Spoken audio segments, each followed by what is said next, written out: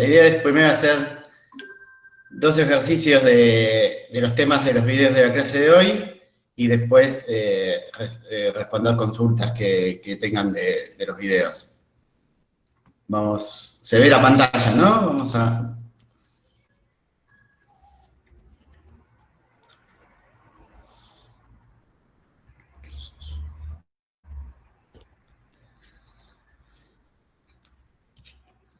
Bueno, ¿se acuerdan del que hicieron la clase pasada con Natalia, ¿no? Donde había un índice invertido que tenían que construirlo usando Francois parcial y código gamma, ¿no? Y tenían que después contar la cantidad de accesos.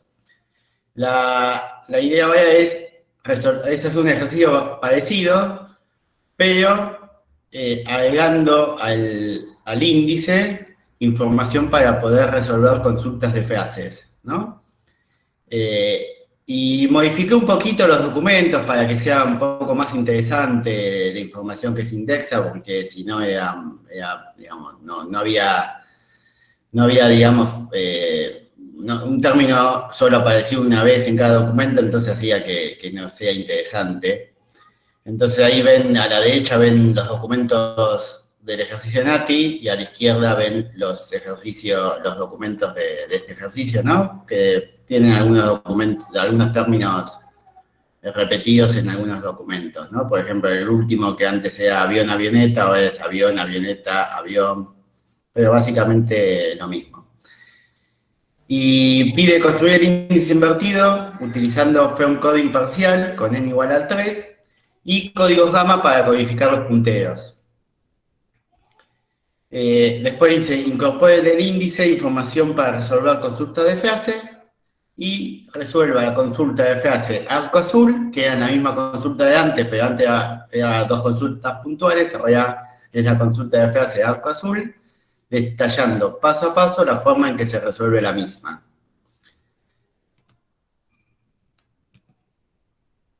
Bueno, y tenemos, digamos, esta solución es la solución del ejercicio para un índice común, ¿no? Un índice que no soporte búsquedas por frases. Donde, digamos, el índice queda exactamente igual que como lo vieron con Natalia, o sea, todo el mecanismo de construcción es exactamente igual, lo único que cambió es que hay un azul, antes aparecía en dos documentos nada más, ahora aparece en uno más, así que ahí en rojo está marcado el 1, que ahora aparece, azul aparece en el documento 1, en el 2 y en el 3, ¿no? Por eso 1, 1, 1, por las distancias. Y después es todo igual, ¿no? La construcción del índice es todo igual. Entonces vamos a ver cómo cambia esto cuando le agregamos el soporte de búsqueda por frases. Bueno, ahora no solo tenemos que indicar en qué documento aparece, ¿no? Tenemos que indicar en qué posiciones, ¿no? Entonces abanico aparecía en el documento 1, en la posición 1, arco aparecía en el documento 2, en la posición 1 y en la posición 2. Arco también aparecía en el documento a distancia 1 de 2, o sea, aparecía en el documento 3 en la posición 1. Y así, ¿no? Cada documento agregamos en qué posiciones aparecen cada uno de los documentos, ¿no?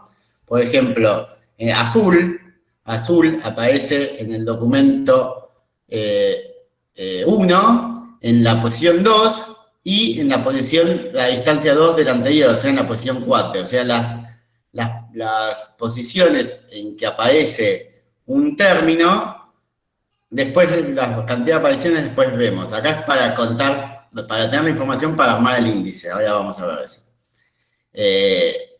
Tenemos azul en la posición 2 y después tenemos distancia 2 al anterior, o sea, la posición 4, ¿no? O sea, las posiciones en que aparece un término en un documento también se transforman en distancias de posiciones, ¿no? Entonces ese 2, 2 de azul es en realidad la posición 2 y la posición 4. Bueno, la parte del léxico es exactamente igual que antes, porque eso no se modifica, el léxico no se modificó, así que eso se guarda igual.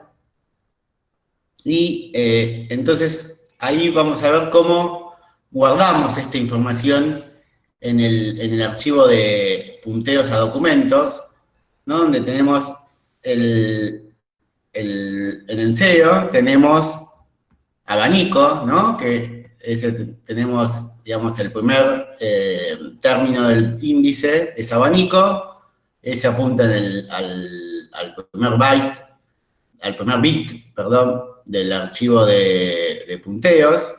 Y entonces tenemos ahí que aparece en documento 1, ¿no? Por eso 1, la codificación gamma de 1 es 1. En la posición 1, perdón, con una frecuencia de 1, los dígitos, los bits en azules son las frecuencias, los bits en rojo son las posiciones y los bits en negro son los documentos, ¿no? Entonces, abanico, dijimos que aparece en el documento 1, gamma codificado en 1 codificado en gamma es 1, después tenemos la frecuencia 1 también, y la posición es 1. Después el segundo término es arco, ¿no? Ahí arco apunta al bit 3 del documento de archivo de punteos a documentos. Tenemos que aparecer en el documento 2, 2 en gamma es 0,10. Tenemos que aparecer 2 veces en el documento 2, o sea que la frecuencia del término arco en el documento 2 es 2, así que ponemos un 0,10. Luego tenemos la posición 1, que es 1, y la posición 2, que es 0,10, ¿no? Es 1, 1 y 0,10, lo ven en rojo en la presentación. Y después tenemos que aparece en el documento de distancia 1 del 2, o sea, en el documento 3, así que ponemos un 1 con una frecuencia 1 en la posición 1. Ahora, si contamos desde el 3 que teníamos para el término arco, tenemos que ahí ocupamos 13 bits, o sea que el siguiente término comienza en el bit 16. O sea que IO, ahora modificamos el índice para que IO apunte al bit 16 del punteo de documentos. Y esto continúa lo mismo, ¿no? O sea, tenemos IO que aparece en el documento 1, o sea que tenemos 1, aparece una sola vez, o sea, tenemos una frecuencia de 1, y después tenemos el documento 3 con 0,11 codificado en gamma. Después tenemos que aparece en el documento 1 con una frecuencia de 1 y en la posición 2, ¿no? 0,10. ARPA apunta en el 26, tenemos que aparece en el documento 3 una sola vez en la posición 2 y así con todos los otros términos. ¿Queda claro? ¿Se entiende? No nos falta la cantidad de aparecidos, no me falta la info de cantidad de aparecidos, tengo las posiciones. Es que necesitas saber, Ignacio, uno necesita saber hasta dónde, o sea, cuándo lee el siguiente documento, ¿no? Si vos no sabés cuántas posiciones hay, no sabés cuándo aparece el próximo documento y te podés confundir un documento con una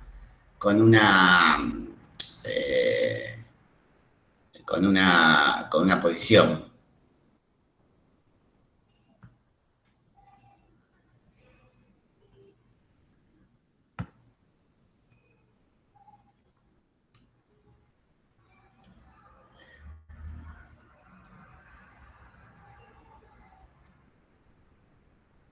Es que justamente, digamos, si uno sigue esta lógica, siempre viene un documento, una frecuencia y luego tantas posiciones como la frecuencia esa lo indique. O sea, que eso te da la pauta de qué es cada bit que vas leyendo del documento.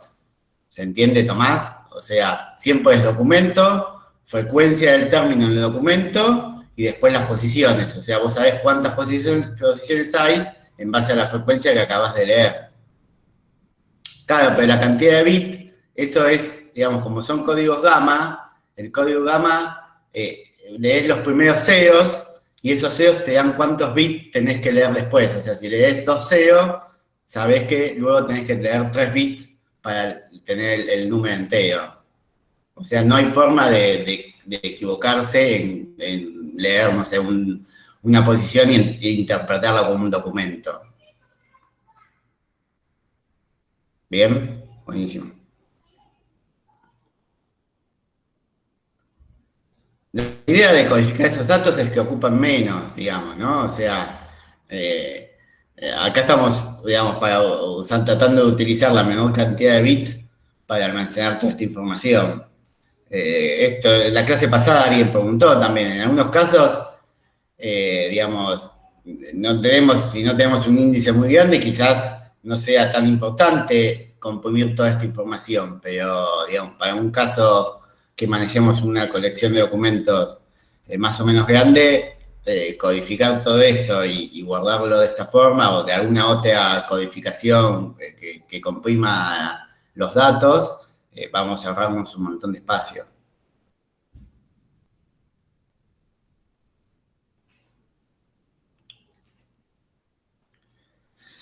¿Cómo se implementa la lectura entonces? No entendí cómo se implementa la lectura. ¿Cómo para decirle que lea según gamma? No entendí esa pregunta. No, el proceso de codificar no va a ocupar más, digamos. Sí, va a tardar un poco más, ocupar no. Si no, va a necesitar un poco más de procesamiento, pero tampoco es que es demasiado, ¿no?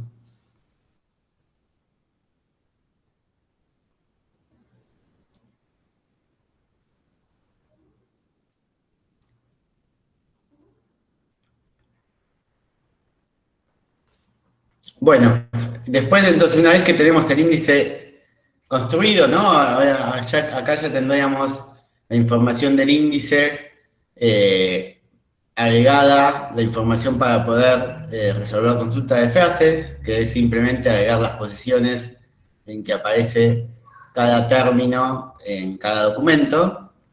Y entonces, después lo que pedía era resolver la consulta de frase arco azul, ¿no? Entonces ahora queremos buscar arco, queremos buscar azul, y después queremos chequear que realmente se forme la frase arco azul, o sea que azul venga inmediatamente después de arco, ¿no? O sea que la posición de azul sea más 1 la posición de arco. Entonces, si vamos al índice anterior, ¿no? La parte de cómo encontrar, primero tenemos que hacer una búsqueda puntual de arco, eso es exactamente lo mismo que vimos en la clase pasada con Nati. Hacemos la búsqueda puntual de azul, es exactamente lo mismo que vieron con Nati. Y entonces, con esas dos búsquedas puntuales, obtenemos la lista de punteos, o sea, lo que hay en el archivo de punteos a documentos para cada uno de estos términos, ¿no? Que si volvemos al índice, ¿no? Tenemos arco, tenemos que apuntaba a la ubicación 3, todos esos bits corresponden a arco, y azul apuntaba a la posición 66 y todos estos bits corresponden a la entrada de azul. Acá algo que podemos notar es cuánto más ocupa nuestro índice, ¿no? En la clase pasada el último punteo estaba en 20, o sea, 20 más 3 son 23 bits ocupaba. Todo el archivo de punteos ocupaba 23 bits. Ahora tenemos que ocupa 66 más todos esos bits, o sea, no sé, deben ser más 80 o por ahí. O sea, ocupa casi 4 veces más, ¿no? Para agregar la información, para poder resolver consultas de frases, agregamos casi 4 veces lo que ocupaba antes, ¿no? Agregamos casi 3 veces lo que ocupaba originariamente. Entonces dijimos, tenemos lo que tenemos en el archivo de punteos de documentos para arco y para azul, ¿no? Y entonces lo tenemos ahí. ¿Qué nos indica cada una de estas filas, no? La de arco nos indica que arco aparece en el documento 2, ¿no? El 010 en gamma es 2. Leemos 010 de vuelta, que nos dice la frecuencia, o sea que en el documento 2 aparece 2 veces. Y entonces sabemos que tenemos que leer 2 posiciones. Leemos un 1, es el 1, o sea que aparece en la posición 1, leemos el 0,10, aparece en la posición 2, pero como es la distancia, entonces la posición 3. O sea que por ahora tenemos que arco aparece en el documento 2, en la posición 1 y en la posición 3. Luego seguimos leyendo, aparece el 1 como es la distancia del documento anterior, es 2 más 1, 3. Documento 3, frecuencia 1, posición 1. ¿No? Entonces arco aparece en el documento 2 en la posición 1 y la 3, y en el documento 3 en la posición 1. Y azul, decodificamos azul también. Azul, documento 1, tenemos el 0,10, o sea que aparece 2 veces. Tenemos el 0,10, así que aparece en la posición 2. Y tenemos el 0,10, así que aparece en la posición o distancia 2 del anterior, o sea, en la 4. Después tenemos el documento a distancia 1, o sea que el documento 2, frecuencia 1, y tenemos el 0,1, perdón, 001, 00, o sea, el 4 en gamma, o sea que aparece en la posición 4. Después tenemos el documento 1, distancia 1, o sea que es el documento 3. Tenemos una frecuencia de 1, y tenemos el 011, que es el 3, o sea que en la posición 3. O sea que tenemos que azul aparece en el documento 1, en la posición 2 y 4, en el documento 2, en la posición 4, y en el documento 3 en la posición 3. De acá lo que tenemos que obtener es cuáles son los documentos que aparecen ambos términos. O sea, los únicos que pueden tener la frase son los que tienen los términos que la componen, ¿no? Entonces, el documento 1, que solo aparece azul, queda descartado a tener la frase, ¿no? Entonces ahora lo que tenemos que hacer es, en los otros documentos donde aparecen ambos términos, chequear las posiciones, ¿no? Entonces,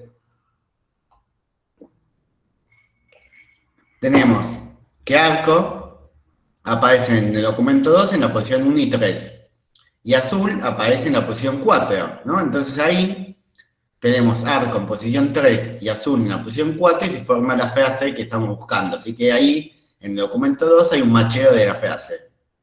En el documento 3, arco aparece en la posición 1 y azul aparece en la posición 3. Así que ahí tenemos un término en el medio que hace que la frase no sea la buscada. Así que el único documento que contiene la frase es el documento 2. ¿Bien? ¿Dudas?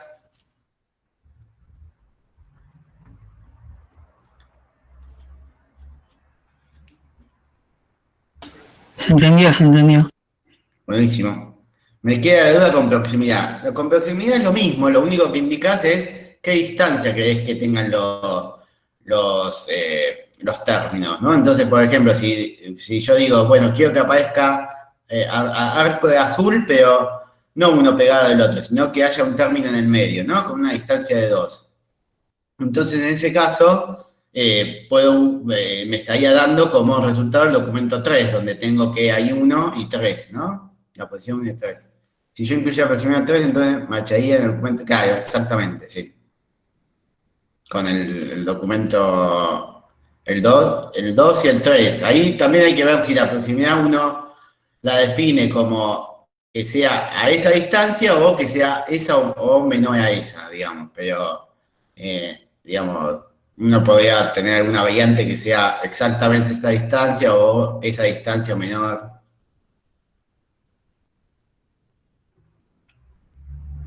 Mariana, porque estaba haciendo la búsqueda binaria, que es la parte que obviamos, que es al principio, que esto es exactamente igual. O sea, cómo usar el índice es lo que vio en la clase pasada con Natalia, que es simplemente hacer una búsqueda binaria en el índice buscando el término que uno está haciendo la consulta puntual.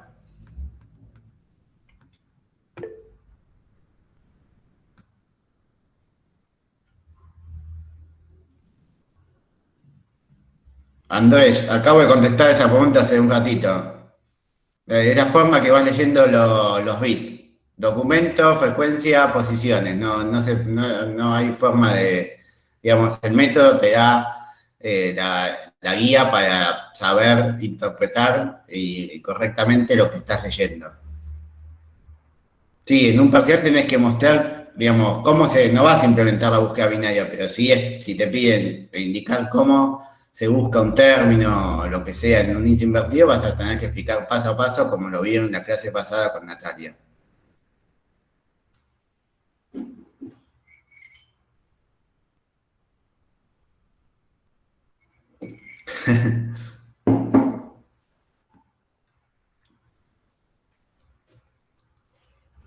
¿Alguna otra consulta de este?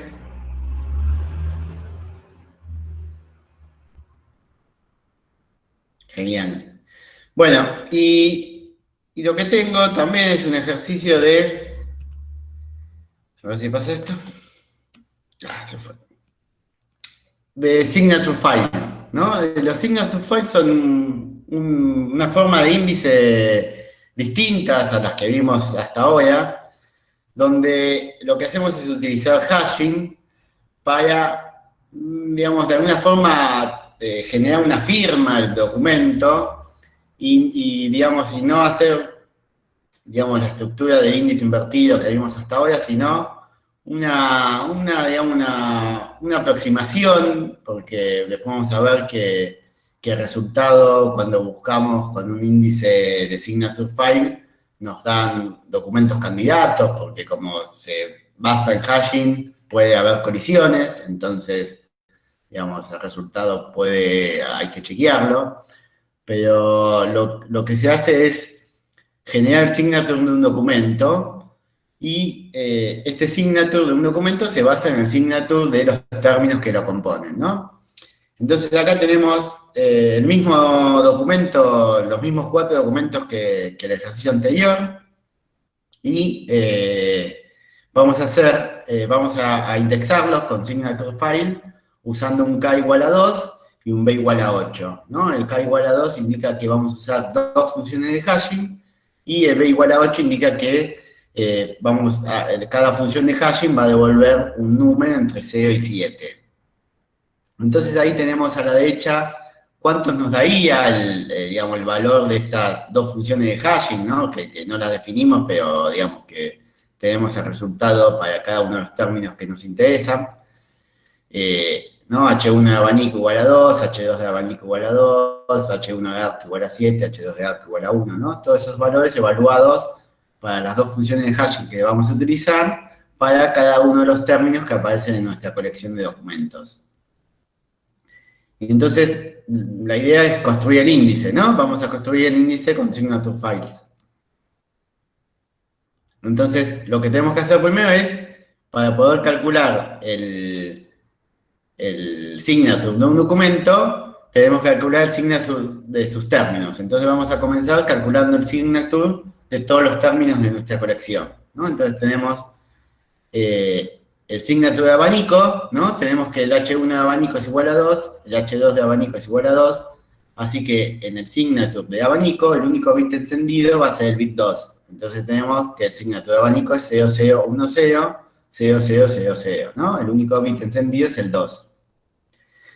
En arco tenemos que H1 nos da 7 y H2 nos da 1. Así que el signature de arco tiene encendido esos bits. El bit 1, el bit en la posición 1 y el bit en la posición 7. Bueno, y así con cada uno, ¿no? O sea, cada una de las las K funciones de hashing que utilicemos nos va a encender el bit correspondiente en el signature, ¿no? Y ahí tenemos cada uno de los signatures para cada uno de los términos. No, la división de 4 es para que quede clara, ¿no? La división que hago acá de 4 bits es solamente para que no nos perdamos en la presentación. ¿Qué representan K y B? ¿Viste el video, Gama? Bueno, estaría bueno verlo antes de la clase. K es la cantidad de funciones de hashing que utilizamos y B es digamos, en qué números devuelven esas funciones de hashing, ¿no? O sea, si en este caso que vimos, que cada función de hashing devuelve entre 0 y 7, el B es 8, ¿no? ¿Se entiende? En este caso tenemos 2 funciones de hashing que devuelven valores entre 0 y 7. O sea, tenemos un K igual a 2 y un B igual a 8. ¿Se entiende? ¿Jamás? Buenísimo. Entonces ahí tenemos el signature de cada uno de los términos, ¿no? Entonces ahora con el signature de cada uno de los términos podemos calcular el signature del documento, ¿no? Entonces tenemos el primer documento, que es abanico azul, aro y azul. Entonces tenemos los signatures de los términos que recién calculamos, ¿no? Que los tenemos ahí, abanico, azul y ario. Y lo que hacemos para calcular el signature del documento es el OR entre los signatures de los términos que lo componen, ¿no? Entonces ahí tenemos el signature del documento, donde tenemos encendido el bit 0, porque está encendido en azul y en ario. Tenemos el bit 1 también encendido porque está azul. El bit 2 lo tiene abanico, así que también está encendido. El bit 3 lo tiene ario, así que también queda encendido. Y los últimos 4 bits quedan en 0 porque ninguno de los términos, ni abanico, ni azul, ni ario, lo tienen encendido, ¿no? Entonces ahí tenemos el signature del documento 1. Y esto lo hacemos para cada uno de los documentos. El documento 2 tiene arco, ario, arco, azul y avión, ¿no? Ahí tenemos los signatures de cada uno, aplicamos el OR y tenemos el signature del documento 2. Lo mismo para el 3 y lo mismo para el 4, ¿no? Entonces ahí tenemos el signature para cada uno de los documentos. ¿Se entiende hasta acá cómo se calculó esto? ¿Alguna duda?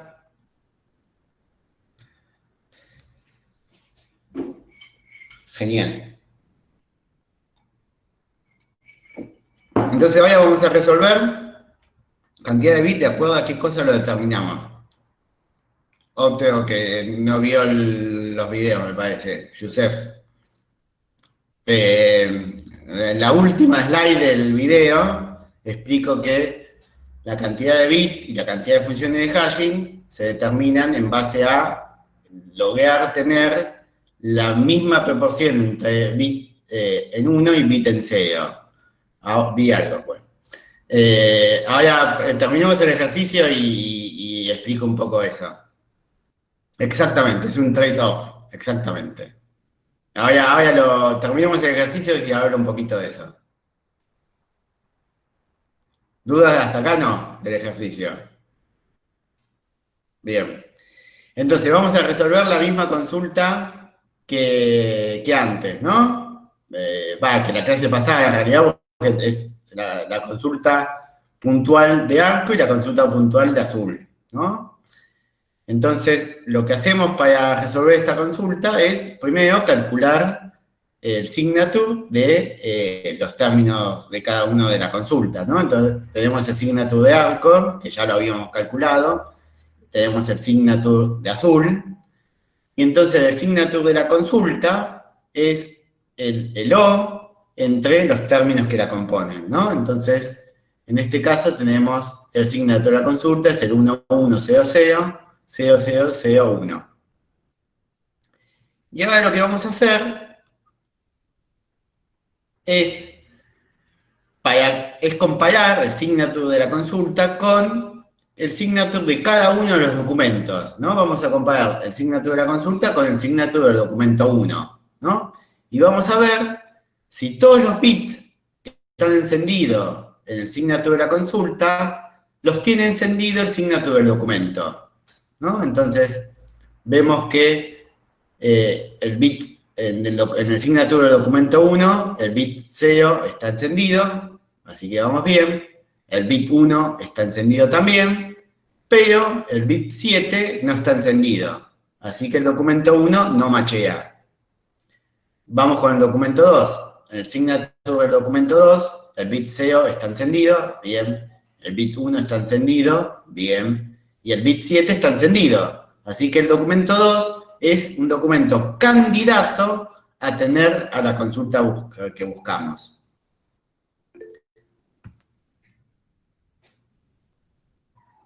Eso sí va a ser un AND con el Q y el documento inferior si da Q. Claro, acá estamos buscando los documentos que tengan arco y azul. Vamos con el documento 3. El signature del documento 3, vemos que el bit 0 está encendido, el bit 1 está encendido también, y el bit 7 está encendido. Así que el documento 3 también es candidato a contener a la consulta buscada. El signature del documento 4 está encendido el bit 0, pero el bit 1 ni el 7 están encendidos. Así que el documento 4 no machea. Entonces ahora lo que tenemos es que el documento 2 y el documento 3 son candidatos a tener la consulta. Para poder revolver como resultado el documento 2 y el documento 3, debemos primero chequear si el documento 2 realmente tiene estos términos y si el documento 3 realmente tiene estos términos, porque puede haber colisiones en las funciones de hashing y que otros términos enciendan los mismos bits y nos den un falso positivo. Entonces, antes de devolver el resultado final, debemos chequear en todos los documentos que nos devolvieron como candidatos, chequear si realmente se encuentran los términos buscados o no. Acá voy a pararme a explicar un poquito esto, lo de el K y el B. Supongo que esto no da falsos negativos. No, falsos negativos no. Los que no lo tienen seguro.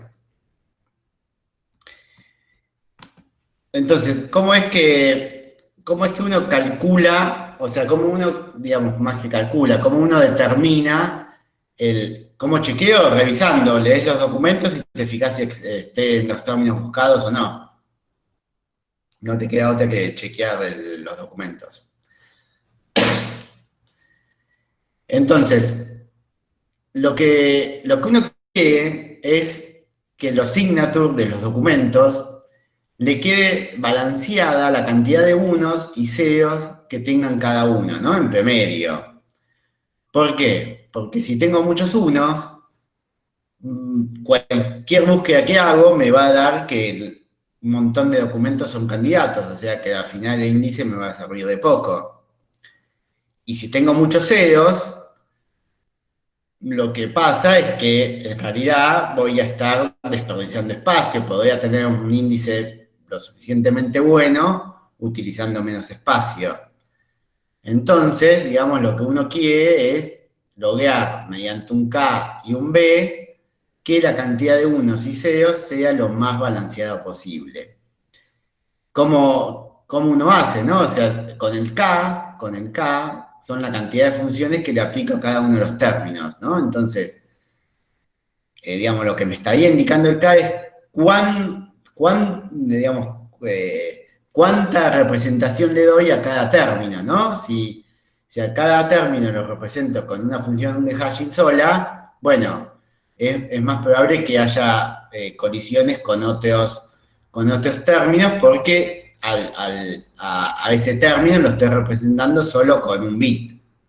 Ahora, si a medida que voy agregando más funciones de hashing y cada término encienda más bits, bueno, es más improbable que otro término encienda exactamente los K bits iguales, ¿no? Entonces, de esa forma es como que voy agregando representación para cada término. ¿Y qué pasa con el B, no? El B, a medida que voy teniendo un B más grande, voy pudiendo hacer que, digamos, estas funciones de hashing tengan un espacio de direcciones mayor y por ende haya menos colisiones, ¿no? A medida que tenga un B más chico, lamentablemente voy a tener más colisiones porque voy a estar mapeando los términos, dependiendo de nuestra colección, cuántos sean, a ese espacio de direcciones, ¿no? Entonces, esas son las medidas que uno tiene y después cuánto ajustar el K o el B va a depender de la colección de documentos específicas que uno tenga, ¿no? La variedad, no solo la cantidad de documentos, sino la variedad de términos que aparezcan en toda la colección. Eso es básicamente el K y el B y lo importante y cómo buscar, o sea, en base a qué buscar el balanceo. Pero los casos de performance es que estén todos los documentos. Claro, o sea, si vos haces una consulta y consigna tú y te devuelve que todos los documentos son candidatos, bueno, no te sirve de mucho, ¿no? Entonces ahí deberías agrandar el B. Pero si no amplias B y ampliaste solo K, todos los signos van a tener más 1 o no. No entendí, Ignacio. Pero si no amplias B y ampliaste solo K, todos los signos van a tener más 1 o no. No entendí. Puedo mantener fijo K y variar B, sí, podés mantener fijo K y variar B, o sea, no agregás representación para cada término, pero agregás B para que, digamos, tener cada función de hashing tenga un espacio de direcciones mayor, entonces vas a tener menos colisiones, ¿no? O sea, tenés la misma cantidad de funciones de hashing, pero como tenés un espacio de direcciones más grande, deberían bajar las colisiones.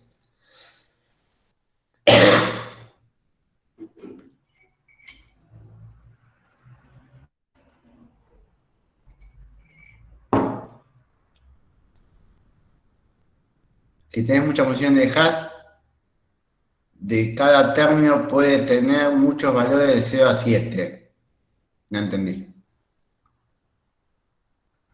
O sea, si tenés muchas funciones de hash, sí, cada uno te va a dar un valor de 0 a b menos 1, pero digamos, que tengas muchas funciones de hashing y dejes el espacio B tan chico, no sirve de nada porque vas a tener un montón de colisiones, ¿no?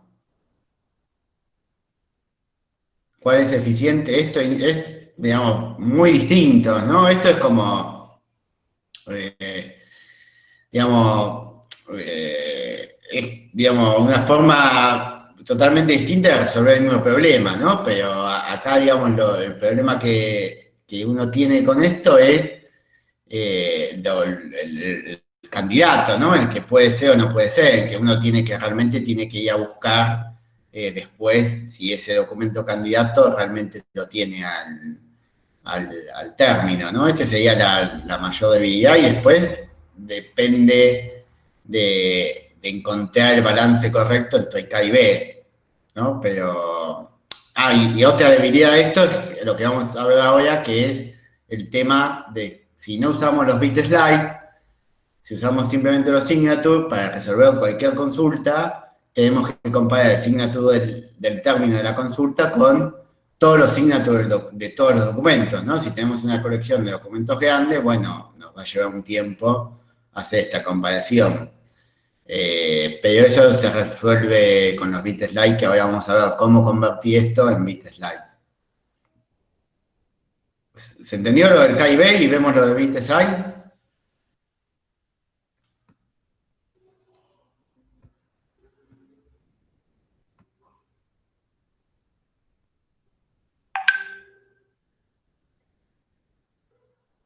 Perfecto.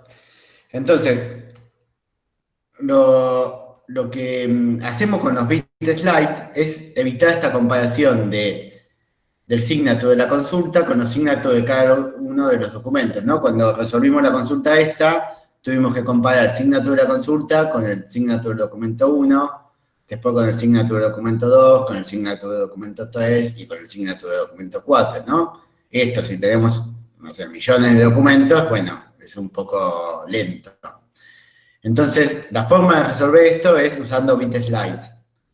Con los bit slides lo que se hace es, en vez de almacenar junto el signature de un documento, es almacenar juntos todos los bits key de cada signature de cada documento, ¿no? Entonces, acá a la derecha tenemos los signatures de los 4 documentos, o sea, de toda nuestra colección.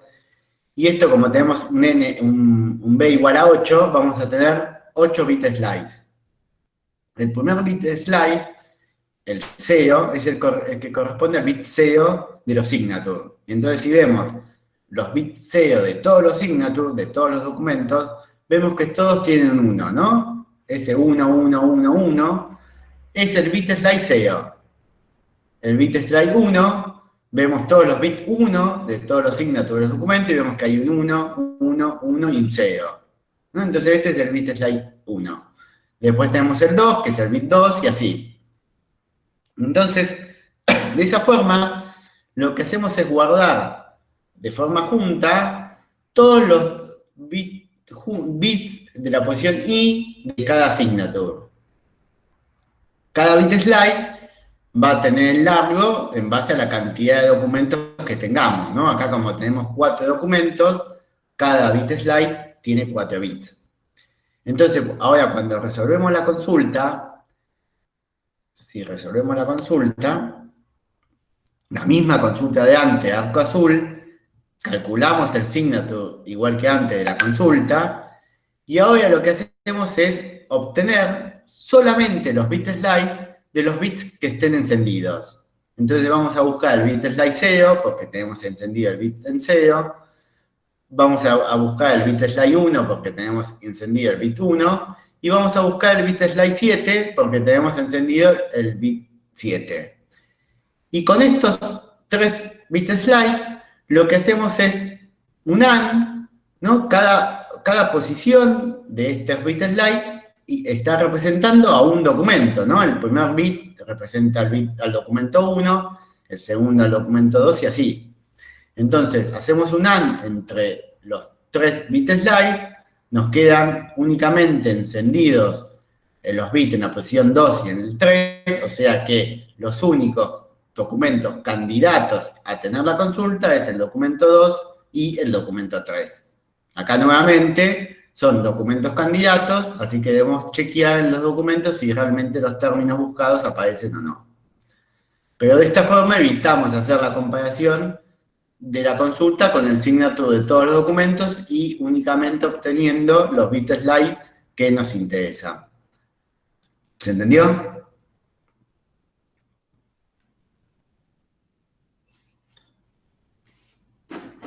Buenísimo.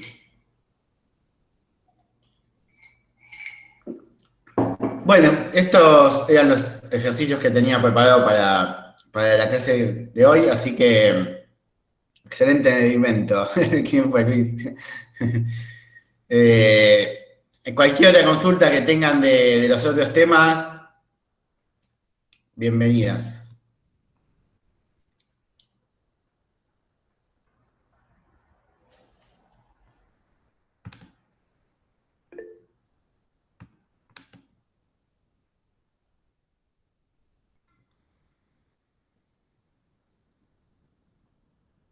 No se pueden hacer modificaciones en los grupos de los TP, Gabriel.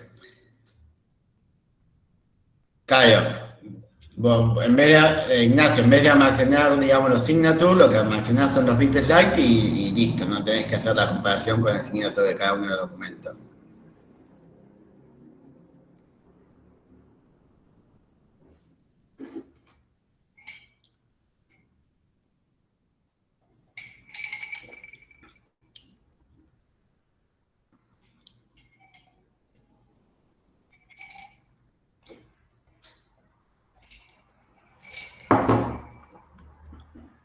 ¿Alguna otra consulta?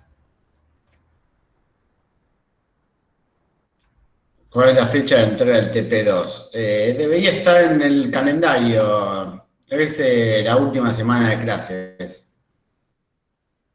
Esto se implementa con el par. No sé, en realidad podrías. ¿Cuándo se entrega el.? No, también.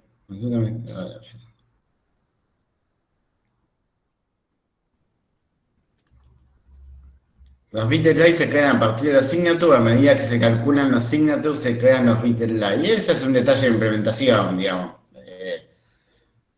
Digamos, podrías ir creando los bit slide sin crear los signatures, digamos, pero depende un detalle de implementación, ¿no? La que dice corrección final del TP, esa es la entrega del TP2, sí. Eso, correcciones finales es la entrega del TP2, después, bueno, aclararemos bien la fecha final, pero va a estar dentro de esa semana. Digamos, antes era una semana porque se sorteaba qué grupos daban el lunes, qué grupos daban el jueves, pero ahora como es online, todos van a entrar el mismo día, ¿no?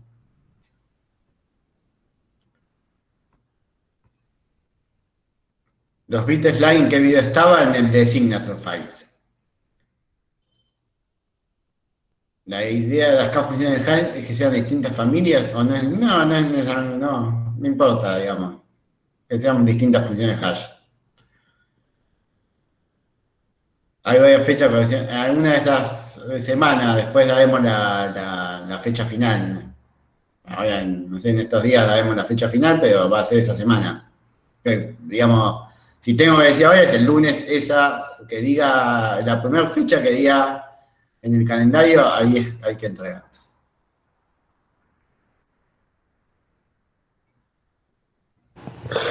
Disculpa, yo tengo un par de dudas de la clase anterior.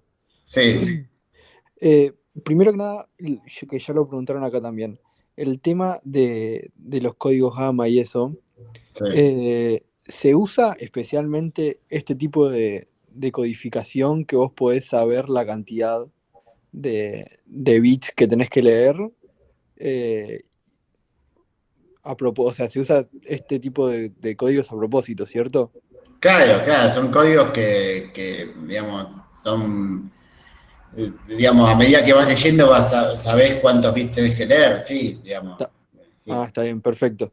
Y después, dos cosas más que no me quedaron claras Igual son, hay otros, digamos, ¿no? Son los que damos, no son los únicos, es más, años anteriores dábamos más y como, digamos, cada vez, digamos, es más relevante comprimir en ciertos casos, bueno, recortamos un poco la parte de codificación. claro, pero sí o sí tenemos que, a partir de lo que vamos leyendo, saber cuántos bits tenemos que leer finalmente, ¿cierto? Es que eso te lo da el código, si no, no podías decodificarlo y no serviría para nada, ¿no? Claro, claro, exacto. Y después la otra pregunta es, no termino de entender por qué esto de que tiene que ser un tamaño, la tabla de índices tiene que tener un tamaño fijo para poder hacer búsqueda binaria. O sea, no entiendo por qué hacemos Vale. esto de... Es que una búsqueda binaria, si no tenés una estructura de registro fijo, no, es imposible hacerla, digamos. No sé si alguna vez intentaste implementar una búsqueda binaria, pero la búsqueda binaria lo que haces es en un archivo que, digamos, lo separaste en registros. Sí, lo partís a la mitad y vas Claro, vas a viendo. leer a la mitad, pero para poder ir a la mitad, si no tenés registros fijos, la mitad, digamos, si vas a la mitad en byte del archivo y te quedó en el medio del registro digamos, y no podés leer nada, ¿entendés? O sea, la Claro, única forma de poder hacer una búsqueda binaria es tener registros fijos y es un archivo relativo donde entras por el número de celda y lees lo que haya en ese registro, digamos.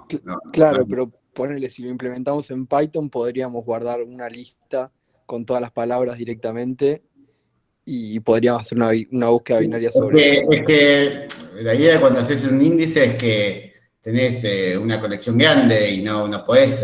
Perdón que intervenga, pero si haces eso en Python, tenés una estructura de tamaño fijo que es la lista de punteros de Python. Porque Claro, pero eso lo está manejando en memoria, digamos. un string en Python es un puntero, ¿no? Entonces, si tenés una lista, es una lista de punteros, no están Claro, contiguos en memoria los strings. Lo que está contiguo son los punteros a los strings. sí, claro. Claro, bueno, sí, finalmente tendrías lo mismo. Ujú. Entiendo. Entiendo. Bueno, era eso nada más. Gracias. Bien. ¿Qué más? ¿Pueden explicar un poco el léxico rotado? ¿Qué cosa en especial? O sea, el léxico rotado es, bueno, lo que se ve en el video es guardar un índice, o sea, crear un índice secundario donde cuando se indexa un término, se rota, se hacen todas las rotaciones posibles de ese término y en el índice secundario, que es el índice del léxico rotado, cada léxico rotado apunta al término que lo generó. Y entonces cuando se busca por una consulta de comodín, primero se la rota también para tener el comodín al final de todo, y luego busca en este índice secundario todos los léxicos rotados que comiencen con la consulta esa rotada. Y entonces, todas las que comienzan con esa consulta, digamos, en el índice secundario del léxico rotado, todos los términos que estén apuntados por esas entradas son los términos que macharían con la consulta de comodín que uno hizo. ¿Se entiende?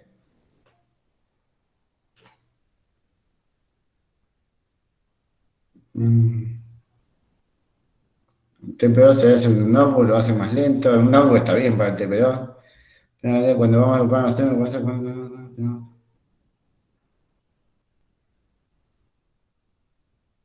claro, si uno no utiliza frase, Roger, no importa si aparece una o 1000 veces un término en un documento, es lo mismo.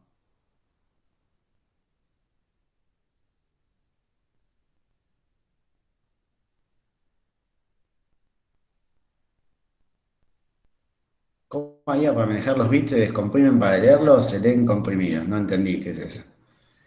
Con respecto a eso, la longitud puede tener una cierta cantidad de documentos y en un momento determinado agregar otra cantidad de documentos. Esto implica recalcular todo, pero en general se suele hacer esto si el longitud no cambia nunca más. Claro, digamos, todo esto que vimos de los índices invertidos son para índices estáticos, o sea que uno tiene la colección de documentos y arma el índice. En general, cuando son índices que uno va agregando documentos, o se crea un índice delta, un índice, digamos, con la partecita que se fue agregando, y cuando se busca en el índice principal y después en el índice delta, o hay algunos otros tipos de índices que permiten, que son dinámicos y que permiten el agregado de documentos, ¿no? Pero en principio, en estos índices invertidos son para una colección estática, ¿no? Se arma el índice con toda la colección de documentos y ahí se tiene el índice final. ¿Se entendió, Mauro? Joya, bien. Los códigos delta son un poco mejor que los gamma, entonces hay una razón para usar gamma, no, que sea más simple, digamos. En la punta está el gráfico, ¿no? O sea, dependiendo de cómo sean tus codificaciones, tus distancias, tu distribución de distancia, cuándo te va a convenir uno o el otro, ¿no? Consulta de TP2. No voy a enviar a poder cada uno, ya que parece que no solo en cuenta eso. Consultalo por Piazza o consulta de TP1 de este estilo que hacen de Tomás. Está ahí Luis y Natalia, a ver si.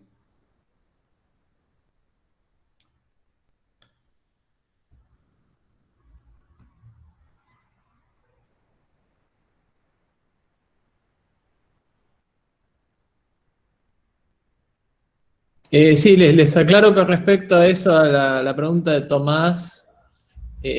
Tomás dice que 2 de sus integrantes los eliminamos por no haber participado del TP. Puede que sea un error, simplemente hagan un pedido de regrade en Gradescope y aporten la documentación que crean necesaria para explicar el grado de participación que tuvieron esas personas y demás, y nosotros con mucho gusto lo miramos, ¿sí? Estas son decisiones que no son finales, porque obviamente el método que usamos es altamente imperfecto. En general funciona para detectar los casos básicos, pero tiene algunos falsos positivos, y en general los falsos positivos se solucionan simplemente con una explicación. Así que si pidan un regrade en Gradescope, expliquen eso, aporten la documentación necesaria y quédense tranquilos que si el trabajo se hizo, después nosotros lo vamos a corregir. Gracias, Luis. Después Andrés dice, tenemos que avisarle a nuestro corrector de TP que ya hicimos público el repositorio. ¿Quién nos corrigió? No se sabe quién les corrigió. En Gradescope el sistema es muy extraño porque queda registrado quién fue el último que miró el TP, y pueden pasar varios correctores sobre el mismo trabajo, ¿sí? Es bastante comunitario, lo cual nos ayudó a nosotros a poder corregir el TP. Entonces simplemente avísenlo, mándenle un mail a Nati con los casos de los 3 o 4 repos que no eran públicos para que los podamos mirar, ¿sí? Como dijo Joaquín. Sí, o si no, si directamente quieren poner en Gradescope que un pedido de regrade avisando que el repo ya está público, ya con eso entramos y lo miramos, no hay problema, como quieran.